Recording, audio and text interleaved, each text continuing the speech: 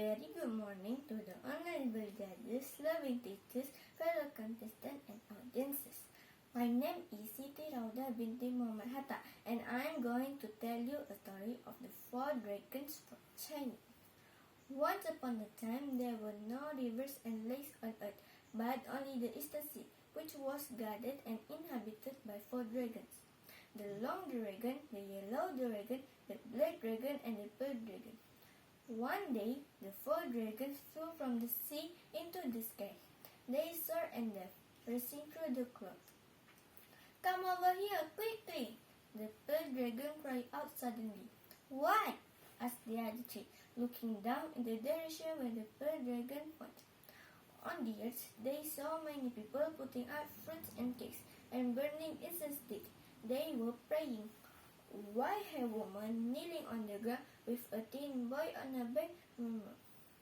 "Please send rain quickly, God of heaven, to give our children rice to eat." The rain had not fallen in a long time. The crops withered, the grass turned yellow, and the field quaked under the scorching sun. "How poor the people are! They are starving," said the yellow dragon, "and they will die if it doesn't rain soon." The long dragon nodded. Then he said, "Let's go and beg the Jai Emperor for rain." So saying, he leaped into the cloud. The other followed closely and flew towards the heavenly palace. Being in charge of all the affairs in heaven, on earth, and in the sea, the Jai Emperor was very powerful. He was not pleased to see the dragon rushing in. "Why do you come here instead of staying in the sea?" The long dragon therefore answered, "The crops on earth are withering and dying, Your Majesty. I beg you to send rain down quickly." "All right, you go back first.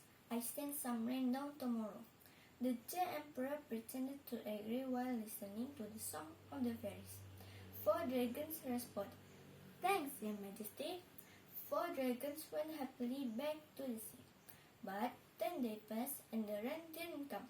The people were increasingly desperate and they suffered more. Some were eating bark, some grassroot, some forced to eat white clay when they ran out of bark and grassroot. Seeing all this, the four dragons were sad, for they knew the Jai Emperor only cared about pleasure and never took the people to help. They knew they had to help, but how to do it? Seeing the mercy, the long dragon said that he had an idea. "What is it? Out with it quickly!" The other three demanded.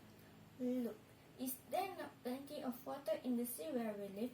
We should scoop it up and spread it toward the sky. The water will be like raindrops and come down to serve the people and their crops."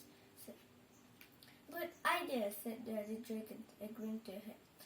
"But," said the long dragon after thinking a bit, "we will be blamed if the Jai Emperor learns of this." "I will do anything to save the people," the yellow dragon said resolutely.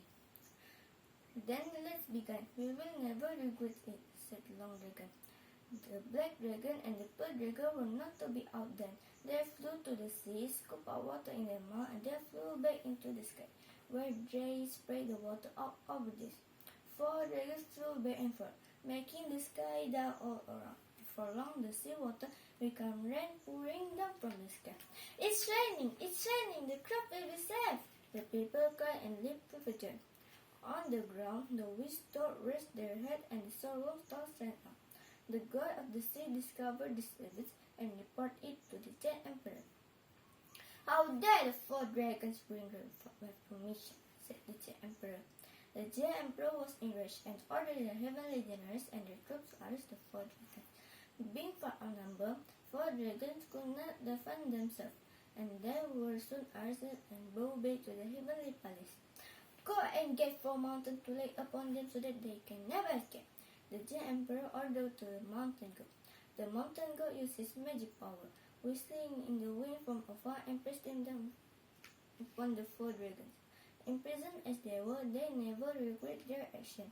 But as they were determined to do good for the people forever, they turned themselves into 4 rivers, which flowed past high mountains and deep valleys, crossing the land from west to east and finally emptying into the sea. And so China, 4 good rivers were formed from the dragon kindness. Heilongjiang Black Dragon in the far north, the Huanghe Yellow River in central China, the Yangtze Long River far south, and the Zhujiang Pearl in the very far south. My friends, the lesson from this tale is we must do the greater good, even if it is a punishable action. It teaches us empathy and accountability. Four dragons take pity on a village that has not had rain and suffer destruction due to drought.